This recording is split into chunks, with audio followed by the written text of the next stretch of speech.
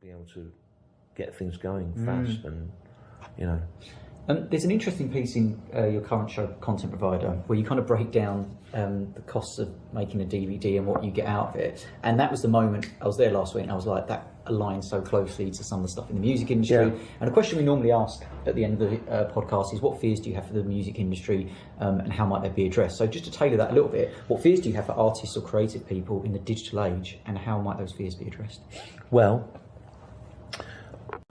I think it's an even bigger problem than that. Right, in the early part of this century, I started moaning all the time about how the Edinburgh Fringe wasn't what it used to be, the Edinburgh Fringe Festival, that the comedy aspect of it was increasingly controlled by 2 or 3 major companies who ran their own promotions wing, who ran their own management wing, who ran their own TV production wing, and all these wings would feed work to each other, and the only people that weren't getting paid were the acts. And I realised I was part of the problem, which is why I left those sorts of companies. I also realised that those companies could sort of act as gatekeepers, feeding journalists and by association media interest towards their acts, and they would do that with the compliance of 3 or 4 big venues, and that the whole thing was increasingly stitched up. But then I realised now that while I was looking at that and moaning about that, that's what Uber were doing, that's what Amazon were doing, that's what Apple are doing. That's what they all do. Everyone tries to use sort of disruptive techniques to basically end up owning everything, so there's no competition, so that you own the talent and you also own the means by which that talent is distributed, right? Jared Kobeck, in his novel that's just come out the year before last, I Hate the Internet, says that he uses an example of 60s comic book creators as to what's happened to all of us.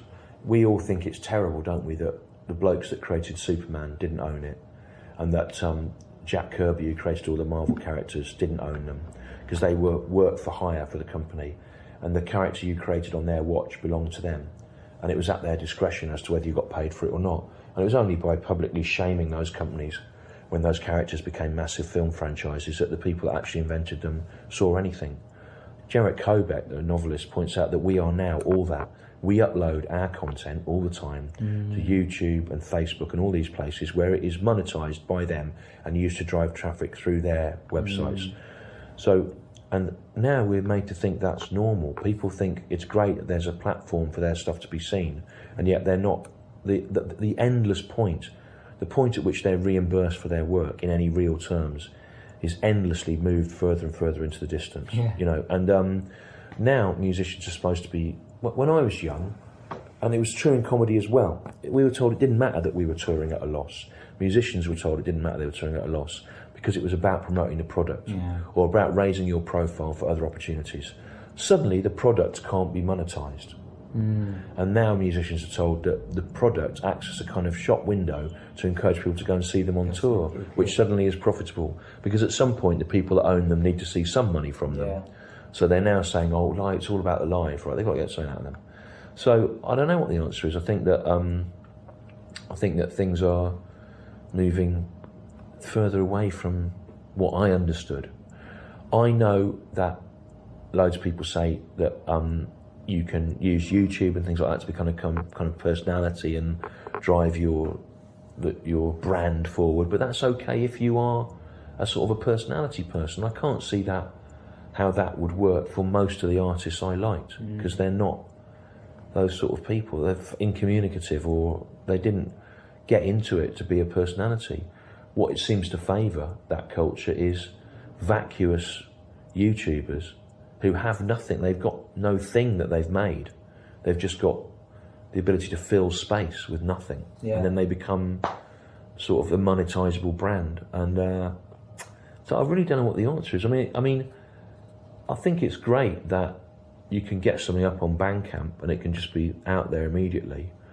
But, I mean, when I read that Apple are buying Shazam, I think, right, that's not good, is it? That's another, because for a while that app worked for us, didn't it? Because you'd think, what's that music? It's great.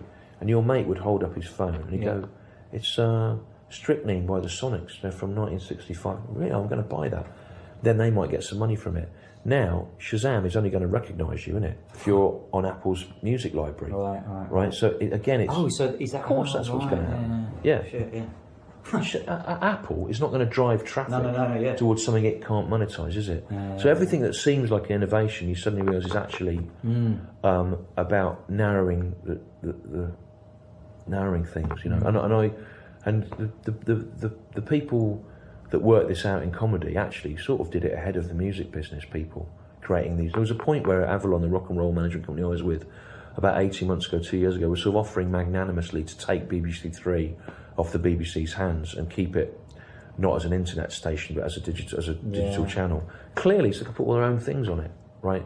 Then they like own the way that the information is disseminated, as well as owning all the people that make it. I mean, luckily it didn't happen, but it would have been incredibly bad for comedy in Britain, because people would have had no choice but to go with them then.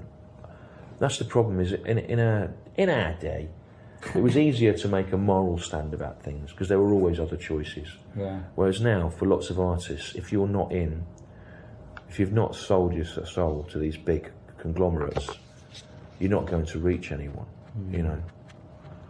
But then there are people, you find people, don't you, in all these fields that have found a way of making the cottage industry work on their terms. All I ever wanted when I left big management in 2005 was to be able to get, you know, £10 a year off 3,000 people.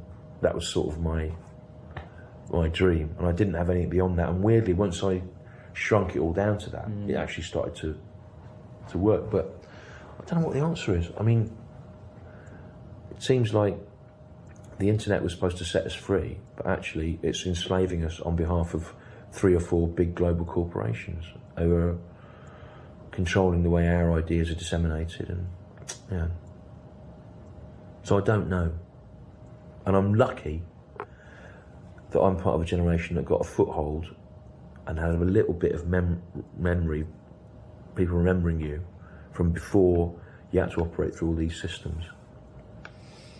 Thank you for answering that so honestly. Would you agree? Yeah. I mean, it's just fucking depressing, isn't it? Basically, and I know. I mean, the last episode we had the Stages podcast with a band called Gold Heart Assembly, really, really fucking good band, and you know they've had to disband and go off and do different things because they're not making so much. Well, they really. I mean, there's a band like, not this is a mark of approval, but someone like Mark Morrison and like Blue Tone said their music is his favourite song of the last 10 years, and like they're now disbanding, like they're finishing, and it's because of that kind of whole thing. Well, it was always like that in a way. I mean, there was a band I loved as a teenager called the Moodists, who were from Australia, and they were the same as the Birth. They were in the same school as the Birth.